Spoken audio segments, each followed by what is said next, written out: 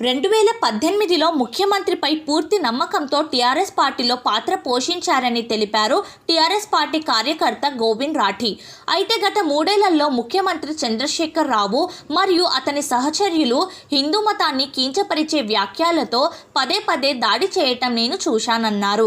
ఇది సెక్యులర్ పార్టీకి అన్యాయం మాత్రమే కాదు, అవమానం కూడా అని తెలిపారు.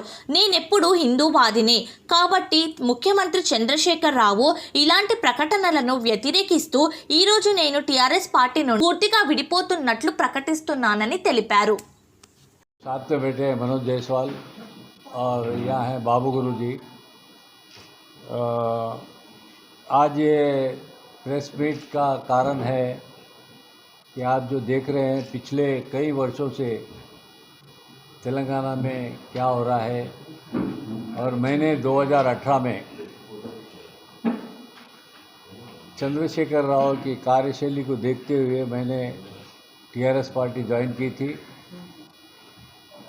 उसके पश्चात मैं पिछले 1.5-2 साल से देख रहा हूँ कि किस तरह से हमारे मुख्यमंत्री चंद्रशेखर राव जी हिंदू समाज के ऊपर बार बार आघात कर रहे हैं।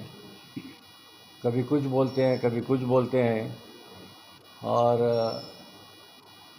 ये सेकुलर पार्टी के लिए एक शर्मनाक काम है।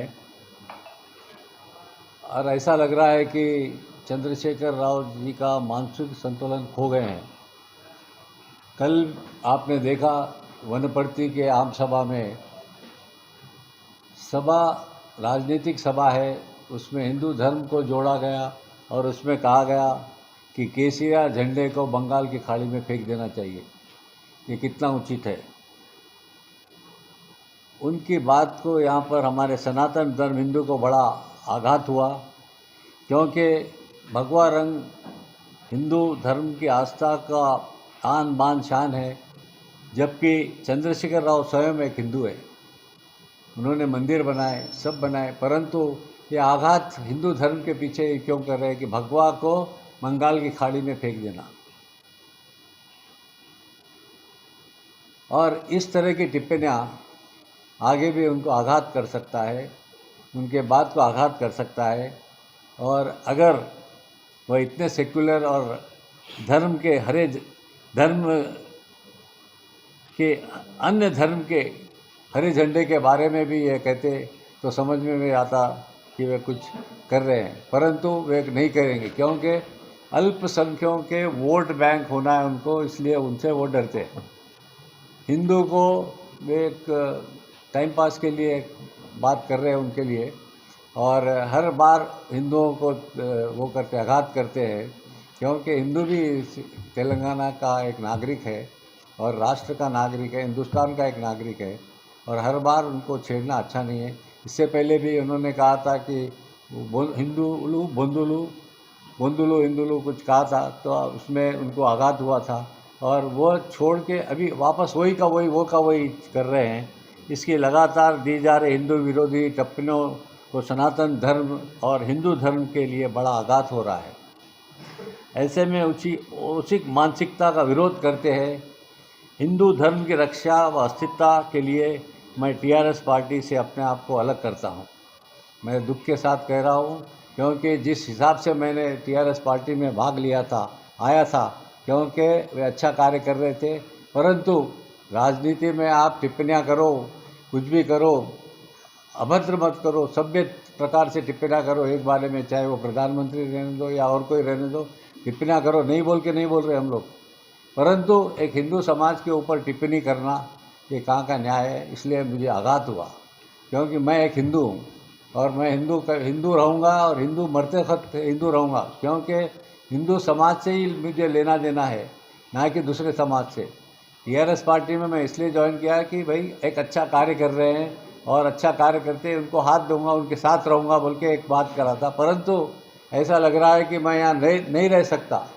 मेरी मानसिकता यहाँ पर रहने लायक नहीं है, क्योंकि उनकी सोच अलग है, मेरी सोच अलग है। इसलिए मैं आज से इस पार्टी से मतलब त्याग दे रहा हूँ, मैं इस पार्टी से अलग हो रहा हूँ।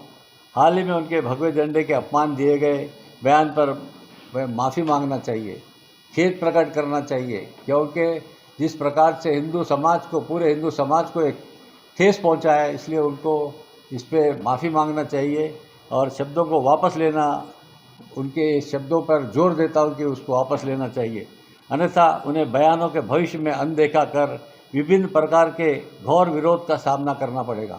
आपने देखा कि किस तरह से चंद्रबाबू नायडू भी पीछे चले गए, ऐसे ही उचक रहे थे, भाग रहे थे, दौड़ रहे थे, और हमारे चंद्रशेखर राव साहब भी, आप पॉलिटिकल में जिसको कुछ बोलना है बोलिए, क्या करना है करिए, परंतु हिंदू समाज को लेकर, हिंदू समाज के भी वोट आपको मिलना है या नहीं मिलना है, तो उस प्रकार से कार्य करना चाहिए।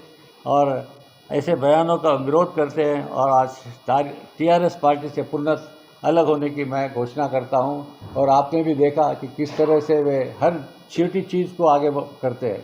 अभी हाल ही में यहाँ पर एक गोरक्षकों का भी हुआ था, उनके ऊपर ही केस बुक कर दिए गए, क्योंकि गोरक्षक को मारने के लिए एक वर्ग उनके पीछे गया था, परंतु यहाँ क्या हुआ, उल्टे उनके ऊपर ही हमला करा गया और उनको अरेस्ट किया गया। और एक आपने देखा कि अगर रहना है तो दो तरफ कार्य करना चाहिए। एक भाषण दे रहे थे और अजान हो रही थी और उन्होंने भाषण रोक दिया। क्या भाई, आपको राजनीति में बोलते हैं क्या कि अजान होते समय भाषण रोकना चाहिए आपको? ये बहुत गलत बात है, नहीं करना चाहिए। और ऐसा तो हिंदू के बहुत से फंक्शन होते हैं, उसमें आप कब कब रोकेंगे? और इसलिए मैं पुनः आपसे निवेदन कर रहा हूँ कि आप इस तरह की जो टिप्पणियाँ हिंदू समाज की ओर करते हैं, आप छोड़ दीजिए। और मैं आज से इस पार्टी से अलग हो रहा हूँ। ये मैं सीएम साहब क्या अल्फाज का इस्तेमाल करें, आप खुलकर बता सकते हैं? कुछ धर्म के खिलाफ बोल रहे थे आप। वो भगवत झंडा समुद्र में आपको मैं खुल के इसमें ही बता देता हूँ आपको।